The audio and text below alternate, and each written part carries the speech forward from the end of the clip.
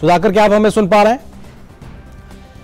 इस वक्त की बड़ी खबर गृह मंत्रालय के माध्यम से आ रही है और इस खबर पर हम अधिक विस्तार से आपको जानकारी दे रहे हैं कि गृह मंत्रालय में सुरक्षा स्थिति पर केंद्रीय गृह मंत्रालय की उच्च स्तरीय बैठक हुई है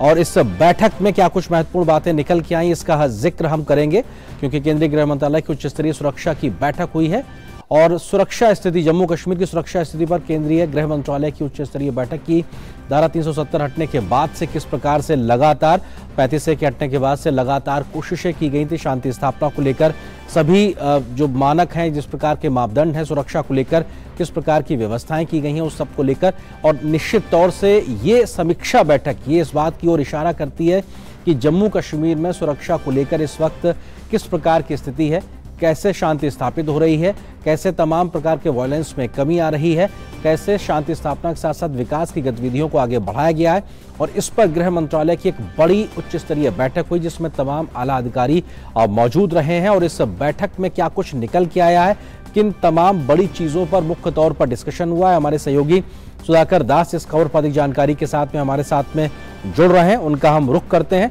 सुधाकर, क्या कुछ बड़ी खबर इस पूरी बैठक को लेकर? जी आर्येंद्र, देखिए ये गृह सचिव अजय भल्ला की अध्यक्षता में ये बैठक हो रही है।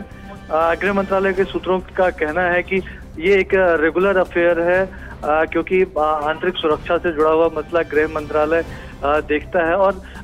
विभिन्न राज्यों, विभिन्न क्षेत्रों, विभिन्न केंद्र शासित प्रदेशों के बारे में, आंतरिक सुरक्षा की स्थिति के बारे में रेगुलर रिव्यू होता रहता है। लेकिन हम जानते हैं कि जम्मू कश्मीर की स्थिति थोड़ी अलग रहती है। एक तो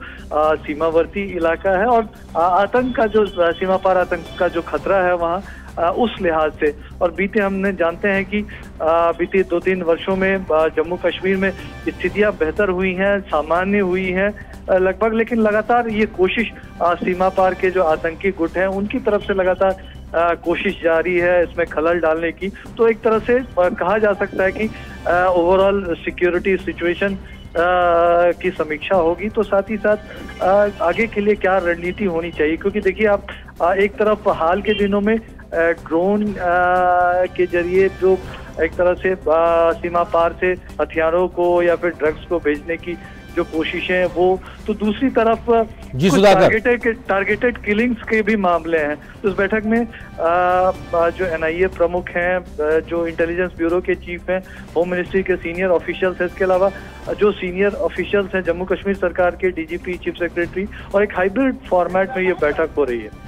सुधाकर, एक चीज समझना चाहेंगे कि आपने कहा कि एक रेगुलर समीक्षा बैठक है या इससे आगे भी किसी प्रकार की बातों को हम समझने की कोशिश की और बात कर सकते हैं, क्योंकि जम्मू कश्मीर में जब से 370 हटी, 35A हटा, उसके बाद से लगातार इस बात को लेकर भी मांग हो रही है कि कैसे राज्य के दर्जे को लेकर लगातार बात हो, लेकिन शांति स्थापना एक बड़ा मसला है। क्या उस प्रकार की स्थिति को लेकर भी इस बैठक को जोड़ा जा सकता है?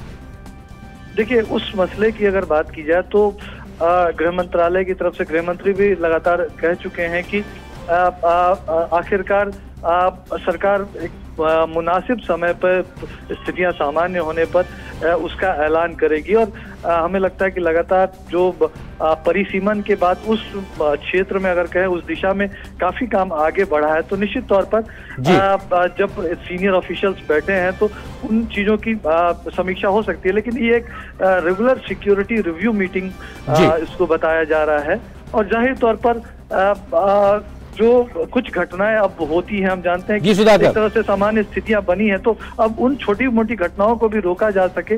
उसके लिए क्या कोशिश की जा सकती है, तो उसकी बात होगी। बहुत शुक्रिया सुधाकर, हमारे साथ इस खबर पर जुड़ने के लिए, विस्तार से बात करने के लिए। तो बेहद महत्वपूर्ण कश्मीर की सुरक्षा स्थिति को लेकर गृह मंत्रालय के आला अधिकारियों की अहम बैठक